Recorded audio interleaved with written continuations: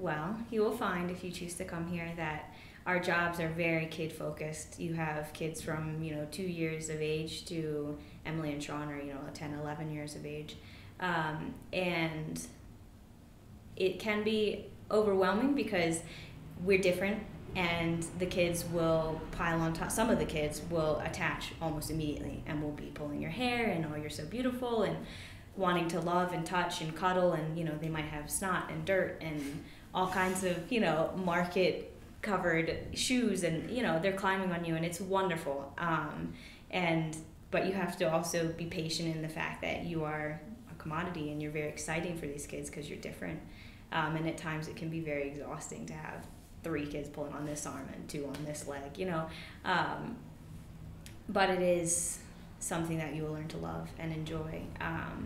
But you also have to be aware that some kids are very difficult to form relationships with because they don't trust you, and there's a language barrier that is very difficult to break, especially for me with the very little kids. I was expecting the 2-year-olds to be one of my easiest classes because I was like, oh, well, what can they possibly be learning? Colors, a couple numbers, animals. And actually it's been the most difficult for me because the kids don't trust me. Who's this strange woman? She has a different color skin, and she's blonde, and she speaks funny, and why is she standing in front of my class dancing like a fool? Like, I'm not doing that.